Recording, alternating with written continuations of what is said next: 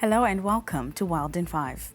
The Electoral Commission of South Africa, IEC, has announced that at least 653,000 South Africans will cast their votes from the comfort of their homes. This cohort is part of the 1.7 million voters who have registered for special votes, which will run for 2 days before the 29th of May. IEC spokesperson Kate Bapela said special votes are designed to ensure that special measures are put in place to make sure that certain citizens who would not otherwise have not been able to vote on election day have opportunities to do so. Bapela added that more than 387,000 voters have notified the IEC that they will vote at a different voting station, different from the one used during registration. The ruling Zanu PF has effected changes to 3 portfolios in its politburo. The politburo acts as one of the operational body of the Central Committee.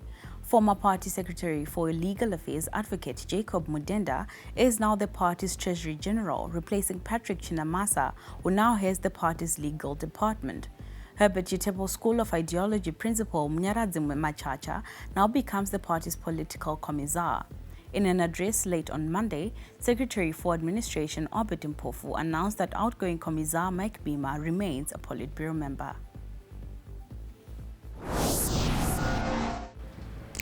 His Excellency, the President and First Secretary of the party, Comrade Dr. E.D. Mnangagwa, has made the following reassignments to the Revolutionary Ruling Party's Politburo portfolios, and this is with immediate effect.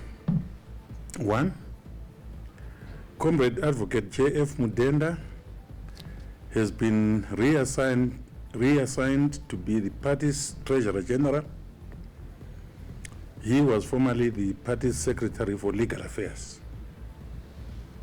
2. Comrade M. Machacha has been reassigned to be the party's Secretary for the Commissariat. He was formerly the Revolutionary Party's Principal of the Chitebo School of Ideology. 3.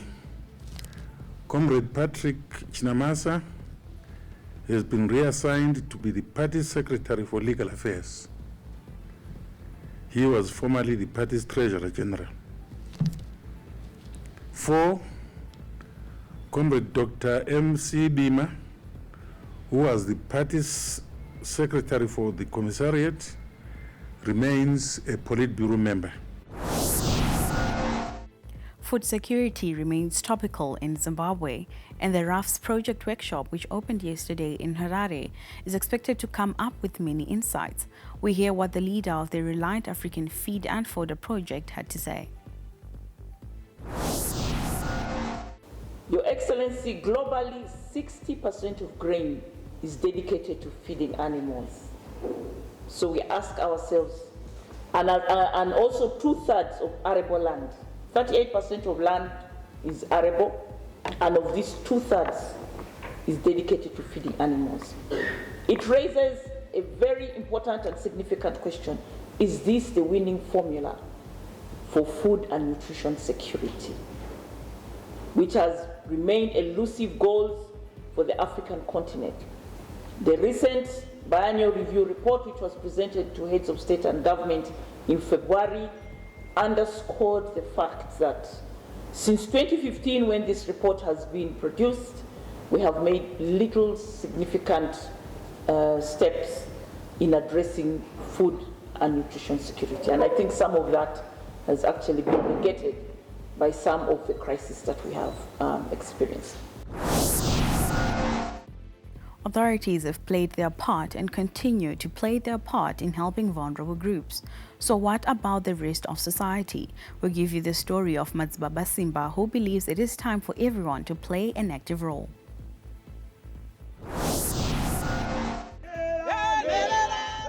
Spare a thought for orphans and the elderly at this moment. The drought leaves them in a worse position. Matsbaba Simba is one of those moved by the plight of the vulnerable groups.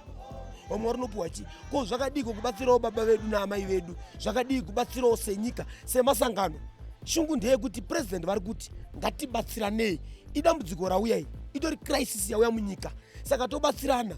Hadzichaite kuti titi chikafu chauya tikadya chikafu torasa, kuna mwana waritambudzika. This religious leader says it's more important for him to lead by example in months to come. Zuva ranhasi senge tataura kuti tikakwanisa kuti tikapa vanhu 300 kana 400 dai taibvumirwa kuti mangwana kana kuswera mangwana taida kuti tipe kana ma1000s evanhu, nekuti sangano kana vapostori vachingori nemari chete. Ko ndiri mutungamirira unofanira kutungamirira uchiratidza basa. As a 25-year-old Bulawayo man, Abraham Kesari Ndlovu has been sentenced to 65 years in jail for defrauding several people of more than $300 United States. Ndlovu had been on the run since 2010. Ndlovu convinced his victims, who had never met him before, to trust him with large sums of money and title deeds of their houses. He would then steal the money, sell the houses without owner's approval, and disappear. Ndlovu from Richmond suburb was finally arrested by the CID after a dramatic chase when one of his victims spotted him in the city. Following a lengthy trial, Ndlovu was convicted of 10 counts of fraud.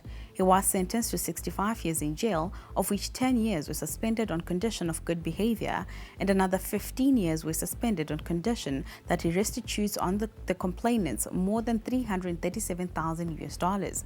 This leaves Ndlovu with an effective 40 years in jail. Ndlovu, who was facing 19 counts of fraud, was however convicted of 10. 7 people, including an 8-year-old child, were gunned down on Sunday morning in Willowvale in the Eastern Cape. Police said the multiple shootings occurred in the township of Qaqashe.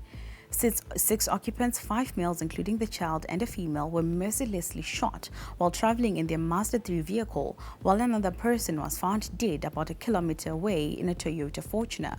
Police also found an abandoned VW Polo with bloodstains in the vehicle not far from both scenes. Provincial Commissar Lieutenant General Nomtetele Mene strongly condemned the horrific killing and revealed that no arrests have yet been made as investigations are continuing. This was World in 5. Thank you for watching.